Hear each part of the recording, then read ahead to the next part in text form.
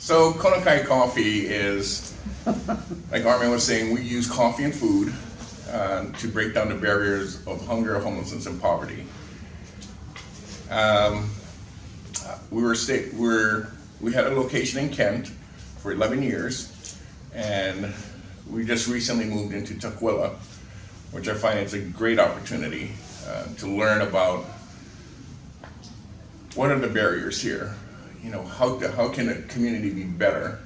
How can we be an impact on the community as well? I don't know if anybody's heard of Fair Start. Fair Start is an amazing program. You know, they started off, actually there's a company called Delancey Street in San Francisco. And Delancey Street started taking in people who are addicts, alcoholics, homeless, women who are battered. If you had any kind of barrier, they bring you in and they teach you these life skills to work in a restaurant. And they house them on top of there, so they didn't have to pay no rent, but they had to work. But while they were working, they picked up these life skills that are in the food service and hospitality industry. And a lot of them have grown into working in the industry. But you gain those life skills to become successful, to find a job, to make a living. I just thought that, I've seen I would say it's the change, how Tukwila has morphed into a vibrant community. And it's still morphing. I mean, I'm stuck in Kent, so when I come up here, nobody goes, I don't come up to International Boulevard unless I'm going to the airport. I have a bubble, and I go as far as South Center. So I'm stuck in this bubble, like I can't go past there, and I don't come up here. But one day I drive and I go like, wow, this is amazing. You can see the difference that is being transformed in the city of SeaTac and Tukwila.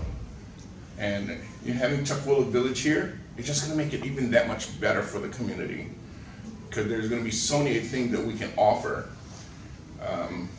I'm honored to be here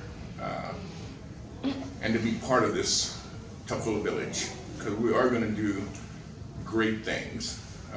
One of the things that we're going to be putting on is Breakfast with Santa. So I have to plan for this, because this is my biggest thing every year, is I can't save everyone, but how do we reach out to families that are good, decent families that need help during the holidays?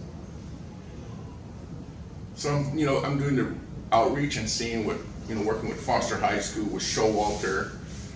But I'd like to see if we can work with Des Moines and Renton and Burien, because although we're Tukwila, we're still South King County. And the problem is, South King County is the stepchild or the stepsister of King County. So we don't get the support like King County gets. So now, we face a lot of diversity and barriers and funding for programs that are much needed in this area. And so I'm embracing this. I'm embracing this challenge of how do we make Konakai part of this community that makes a difference. And I think you can't do things by yourself. It takes a village. So it's, the city of Tukwila can only do so much. But if it isn't like for Action Tukwila, how can coming together as one make this even a better community? So, I'm really excited to be here. And, the thing with Breakfast with Santa, everybody's gonna be welcome. But we are working with the fire department. We are working with the police department. We are working with the Parks and Rec department of Tukwila to bring in food, gift cards. We're gonna have a giving tree So what if you want to donate something, you can donate something. But it's not only for the children. Sometimes we forget about the parents and the adults, that they need to be recognized too. And that even goes even further, that what can I do for the senior community? Because sometimes I'm a senior. Yay, seniors! And I'm going, what? And I go to IHOP and they go 55. I'm like, what? I'm a senior? I'm just in shock. Like, people consider me into AARP, start sending me all this paraphernalia. I go, no, wait, I can't be a senior. But even then, there's seniors that's going to be coming into this community, that we forget about our seniors. We forget that they are on a fixed income. So how do we take care of them as well? There's always got to be a solution, but I can't think of it all. So it takes everybody's effort to say, how can we make their life a little bit easier? Can we work with the farms and repurpose food before they spoil? So that if somebody needs something, we can prepare that, we can freeze it. So if you need food, it's free. Nobody should ever go hungry. No child should ever go hungry. So, I'm very honored to be here because, I just came from a meeting with Puget Sound Skills Center, and, I'm on their advisory board. And we're just talking about work-based learning. And coming and being work-based learning at Kona Kai, what I've been doing is job training. Theory is great, you can learn a lot of theory, but when you get into a position and you work in the kitchen and you understand the process, then you're like, I get it.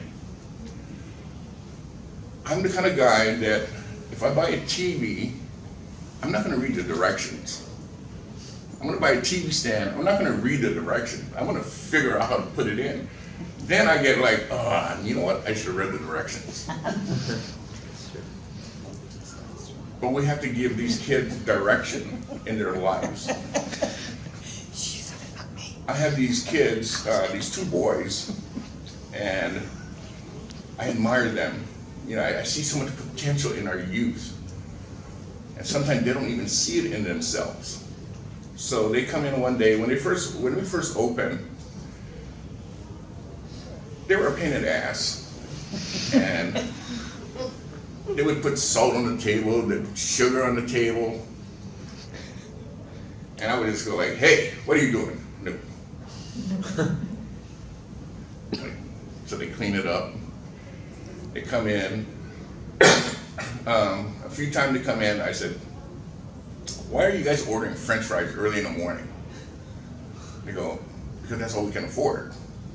So at that point, I started making them breakfast. That changed the paradigm of their thought process. So when we have chairs on the tables, not even on the floor yet, they come in and they start putting it down. They put all the chairs down without even being told.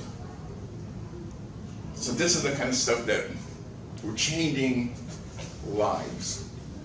We're changing these kids who don't think they matter and make them matter by feeding them. Just feeding them made a big difference. So now they come in, they smile. And then one day I said, hey, we have an event coming up next week, Friday. It's a dinner. How would you guys like to earn $100? Yeah, they got excited. That's what they should be getting excited about making a difference, making money, and how they can change their lives. So now every time we have these events, I'll hire them to do these events. But they're changing. Like, oh wow, somebody actually cares. I can make money. That's a big difference in our lives, in their lives. And I understand where they're coming from, because I grew up in that kind of life. I'm just amazed that when I started smoking cigarettes when I was in the 5th grade. Started going into the wishing wells and put my snorkel and go in there, grab the money. I go to the pool hall. Good idea. You know, I would go into the newspaper stand. I don't know if they still have them, but I would break the lock, I take the money, and I go to the pool hall. That's where my life was going. In the 6th grade, I actually got the police to come into the elementary school to take me to the police station because I stole a lady's purse. And I remember that day, like, oh my God. But I knew I was hanging around with the wrong kind of guy. And, you know, so the frightening part was my uncle was a police officer. Like, I am gonna be a dead duck.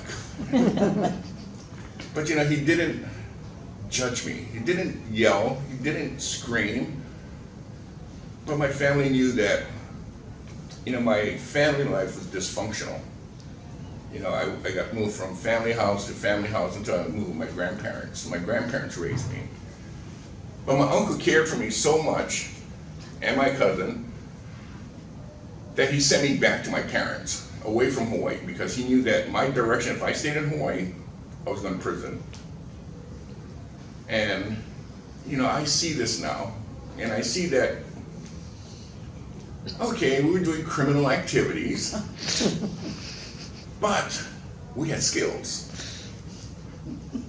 We knew how to direct people. We know how to market people. We know how to make them make sure they come here on time and check in. But we just have to tweak that for its positive instead of a negative. And that's what we have to do with our youth in Tukwila. Changing the negative into positives. And I believe we can do that. You know, we just, you know, when I see these kids come in from Showalter, for this feeding program on Fridays, they go berserk because they have nobody there to guide them. They climb on the pole, they start playing this, they start doing that, until I come and I say, hey, get down off that pole. They're like, oh my God, somebody's scolding me? They need that kind of leadership or people telling them, hey, you can't do that. It's wrong. But, you know, we have the opportunity. We're going to grow. I'm very grateful to be part of this community. I'm glad to know everybody. You know, I'm getting to know Tukwila because in Kent, I knew everybody.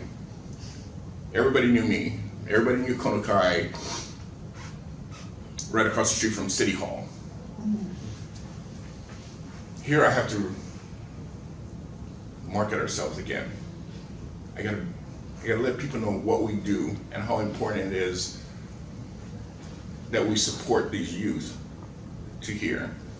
You know, when we were just at this meeting about with Highline School District and Puget Sound Skills Center, they're thinking about going to instead of 4 quarters, going to 3 quarters. Have you heard of that? Trimester here. Trimester. Yeah. What a great idea. I think it is.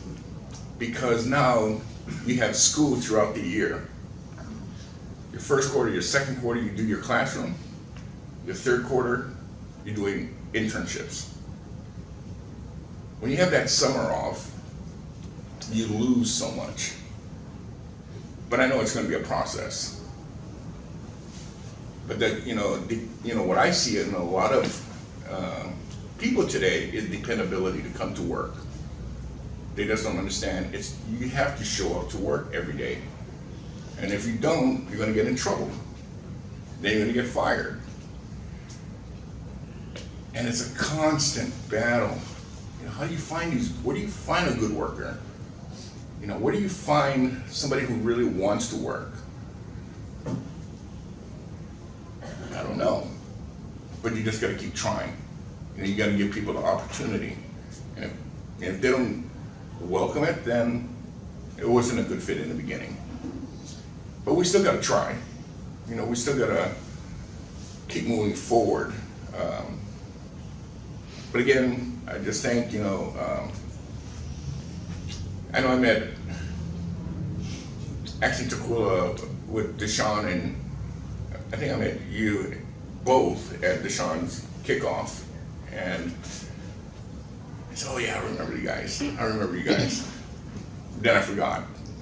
Until I get it, like, oh, okay, now I remember you guys. But it's good to know that we are thinking all alike. And sometimes I get disillusioned by, I don't understand how we all want to have a mission of doing this work that is good for the community. But sometimes it gets political. And that kind of bothers me. We're just trying to do good in this community. Why do we have to go this route, or this person talking about that person? Are we here for the same purpose? I don't know. All I can do is try. I know that everybody here, we have flaws, but we're sown with good intentions. And that's the main thing. We all have good intentions, no matter what our flaws are. So thank you for having me.